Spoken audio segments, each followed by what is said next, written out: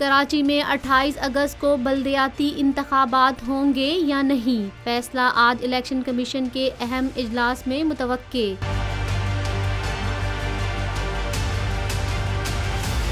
दूसरी जानिब election commission ने हैदराबाद डिवीजन के 9 अजला में बल्दियाती इंतखाबात मुलतवी कर दिए। इलेक्शन कमीशन की जानिब से जारी बयान के मुताबिक सैलाब की बदतरीन तबाहकारियों, नुकसानात, लोगों की नकल मकानी और जिला इंतजामिया की सिफारिशात को मद्देनजर रखते हुए हैदराबाद डिवीजन के 9 अजला में 28 अगस्त को शेड्यूल बल्दियाती इलेक्शन मुलतवी कर दिए गए।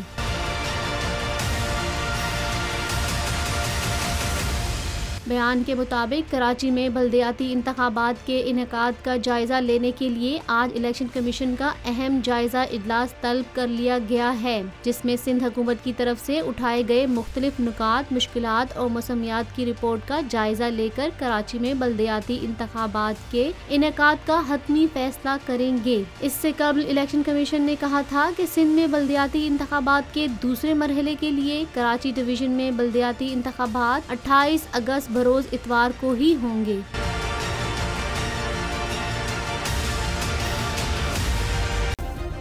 सब्सक्राइब करें और बेल दबाएं ताकि कोई खबर रह न जाए।